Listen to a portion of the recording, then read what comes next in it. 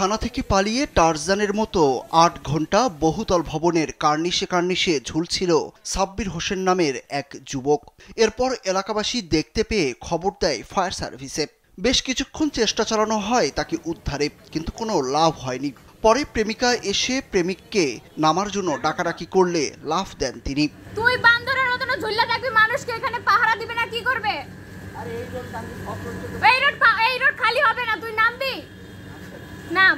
ভবনের কার্নিশে ঝুলে থাকা ভিডিওতে দেখা গেছে সাব্বির এ কার্নিশ থেকে ও কার্নিশে যাচ্ছে, কখনো আবার পাইপ ধরে আছে। ফায়ার সার্ভিস উদ্ধারের চেষ্টা করলেও নামতে চাচ্ছিলেন না তিনি। জীবনকে উপভোগ করার সব আয়োজনকে একটি নিশ্চিন্ত কমিউনিটি লিভিং নিশ্চিত করছে রূপায়ণ সিটি উত্তরা। জানা গেছে সাব্বিরের বাড়ি চুয়াডাঙ্গার জীবননগর উপজেলায়। তিনি যশোরে যান প্রেমিকার সঙ্গে দেখা করতে। সারাদিন বিভিন্ন জায়গায় ঘোরাফেরাও করেন তারা। রাতে যশোর পলিটেকনিক ইনস্টিটিউটে পড়ুয়া পূর্ব পরিচিত একজনের মেসে ওঠেন।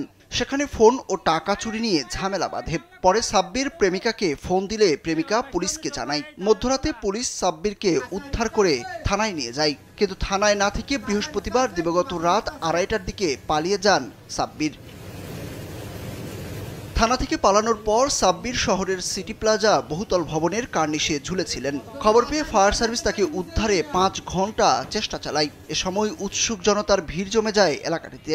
পরে উপায় না পেয়ে সাব্বিরের প্রেমিকাকে ঘটনাস্থলে ডেকে এনে চলে যায় ফায়ার সার্ভিস। এরপর কমতে থাকে উৎসুক জনতার ভিড়। এরপর সাব্বির একা একা নামতে গিয়ে পড়ে গুরুতর আহত হন। এ সময় স্থানীয়দের সহায়তায় পুলিশ তাকে উদ্ধার করে যশোর সদর হাসপাতালে ভর্তি করেন। সেখান থেকে সে বেলা 12:30টার দিকে কাউকে কিছু না বলেই তার মা ও আত্মীয়-স্বজনদের মাধ্যমে হাসপাতাল থেকে পালিয়ে যান। যশোর কোতোয়ালি থানা সূত্রে জানা গেছে, চুরির কোনো ঘটনা ঘটেনি।